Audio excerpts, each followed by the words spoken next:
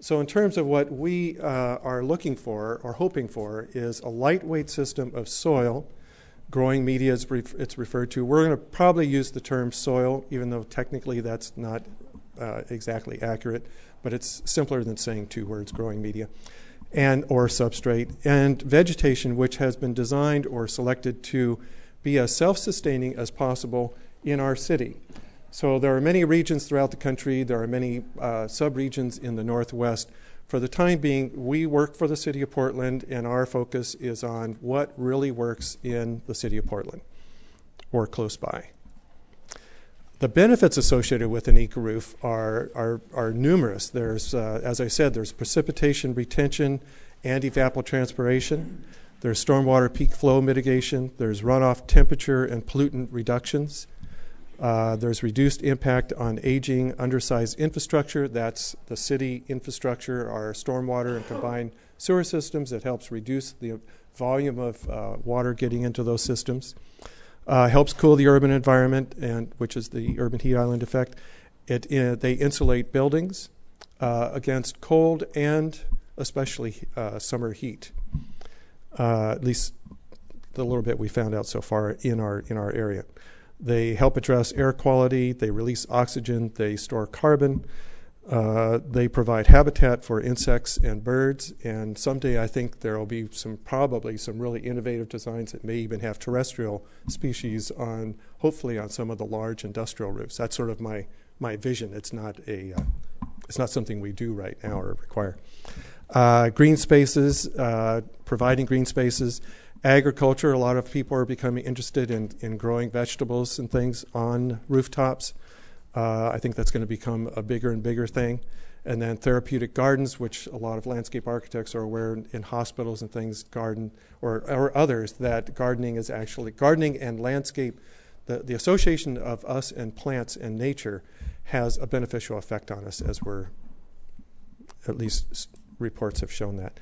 And then extending the roof membrane life. So the life of a roof is extended by at least twice, according to some studies that we've seen in Germany. One example in Portland, which isn't an Ecoroof, is the big black box over here at Market. It's got the black glass, and then they have a terrace out in front. They have conventional roof gardens, and those have been there since the early 70s, and to my knowledge, they have not been replaced.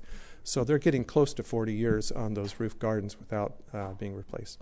I saw them working a few years ago on it, and I thought, oh, rats, it must be leaking. They were actually they were changing the grass area to a little putting green, so it wasn't leaking. Anyway, so I don't know how long it's going to last or how long it's been lasting. Opportunity, have you been able to hear me? Okay. Let's see, extend roof material. Opportunities to use recycled materials. Now that, it's good that we have that opportunity, but we do have to be careful because some recycled materials, because we're talking about a system that's going to have rain going through it and then draining out.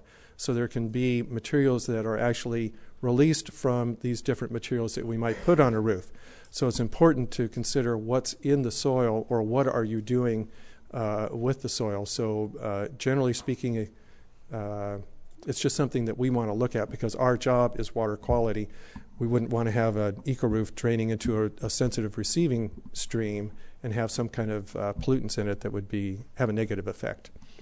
And of course, aesthetics, art, nature, and the balm for the spirit.